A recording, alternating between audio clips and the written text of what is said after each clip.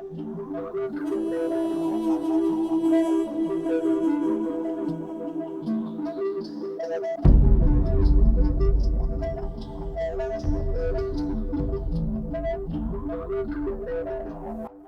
I mentioned in a previous video, I had some issues with my 10 by 15 tarp. This is a tarp that I've used for a while. I use it as a shade shelter, and in this instance we're going to be actually camping under it this evening. We've got some warmer weather. Now, I had an issue with the center guide kind of pulled out of the tarp. So I reached out to Dan over at Tarp Buddy, and he sent me this kit which is going to help to repair the issue with the tarp. And later down the road I'm going to be doing some other stuff with this kit here. I'm going to pull this out. I'm going to give you guys kind of a closer look at what it is and how we're going to use it to repair this tarp. So this was the kit I received, and I'm going to pull this apart. I just kind of wanted to show you what's all in here. There is quite a bit of guideline in here. There's some zip ties, and then in the back here you can see they almost look like caps, and we're going to pull these out and I'll show you guys how we're going to use them to fix the tarp. So I pulled out my 10 by 15 tarp, and this is somewhat of a high quality one. And every few feet around it, it has these sewn in loops where you can tie off to. You can use tent stakes, tie it up for some shade, or you can configure it in several different ways. Now, normally I use the center guide, and you guys can see this actually broke right here. So I used some paracord just to tie around it. But it's not really a strong fix, and it's really not something that's going to permanently solve the issue. So I needed something that was going to work in a variety of different ways, and for future use, if I have any issues with it, I'll have this to be able to make any kind of repairs in the field. So right now I'm just going to pull this paracord off of here and kind of show you guys what I was talking about as far as the damage. I removed the paracord. You guys can see where this was frayed and it just broke. And so we're going to open this and we're going to repair it. So this right here is one of the caps, and I'm going to be using a zip tie. You can use rope, and you can, like I said, use this in a variety of different ways. But I'll give you guys kind of just a basic idea of how this works. So this was the part that we were going to attach the guideline to. That's frayed, that's gone. And so what I'm going to do is reach underneath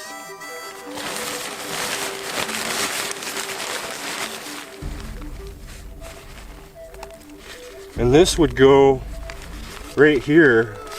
And so inside the tarp, what I'm going to do is take that zip tie and run it around, and it's going to capture the tarp inside here, so it's not going to pull out. And I'll show you more what I'm talking about. But what that'll do is it'll give me this hole to be able to attach to. And like I said, there's various ways that you can use this system, and we're going to down the road do a few other things with this, because it's pretty versatile. You can use tent poles. You can actually turn a tarp into a complete shelter, with 2 tent poles. Or you can even use a PVC pipe that this will slip into. So I'm going to repair this and I'll show you guys the fix. So on the inside, I've got that cap in there, and I got the zip tie started around it, and I'm just going to put that in like a little dimple, and then we're going to run this tight. And now that cap is completely secured. When you look to the other side, you can see that's on there now. So now I have a place that I'm going to be able to run that center guide. And I'll set this tarp up and I'll show you guys exactly what I mean. Right here I just went ahead and configured the tarp into a small shelter. You can see I used the center guide and ran it up to a branch in the tree, and that just gives me a little bit more headroom while I'm in here. We just gotta clear this out and I can put my sleeping pad in here, and it's a pretty good sized shelter. It's 10 by 15. Very lightweight. You can carry this in your backpack, and as you can see I just made this pole out of a branch that I found on the ground over here. And I've used this before. It works really well when you're really trying to travel with as little weight as possible. But that was definitely a good fix. The Tarp Buddy definitely works. And I probably could have added one here as well to kind of protect it, but I just ran the loop around here. You know, if it breaks, I'll just replace it with one of those Tarp Buddies.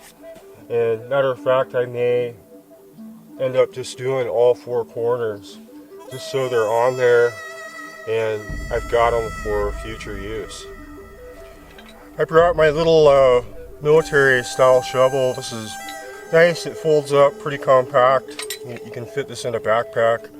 Works really good for, you know, when we're clearing out little areas like this, or if you need to dig a fire pit, or if you're gonna go away from camp and use the bathroom, you can easily dig a hole.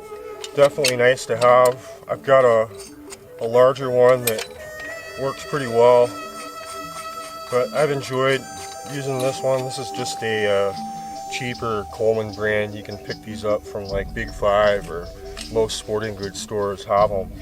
And I know Amazon has a ton of different styles. They've even got some that have a sharp edge. You can use it as a cutting tool if need be.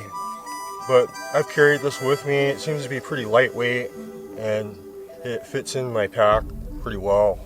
So I'm just going to clear this out, try and get the debris out and make a nice comfortable spot for us to put our sleeping pad.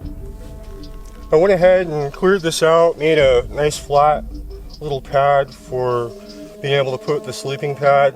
Now, my suggestion, this is only from experience, is to wait till you're gonna just about go to bed and leave this, you know, open for a while, because sometimes when you churn up dirt, bugs and stuff can come out. So I usually just let it sit for a couple hours and start rolling out my sleeping stuff, you know, right before I'm gonna go to bed or spend some time in camp. And two, you got to be really careful, you know, when you leave your sleeping stuff out. Depending on where you are, you know, you can have rattlesnakes that'll get underneath your pad. They can get in your sleeping bag, scorpions and spiders and whatever else. And so I always like to just kind of leave this open and roll everything out, you know, when I'm going to be at camp and I'm going to be having an eye on my gear. Because the last thing you want is to, you know, get into your sleeping gear at night and get bit by a scorpion or a rattlesnake or anything like that. It's not fun. So that's just a little tip. That's just from my experience, and I think it would depend on your environment as well. During winter months, I wouldn't be as concerned with it, but we're in summer now, and we do have to watch out for those problems.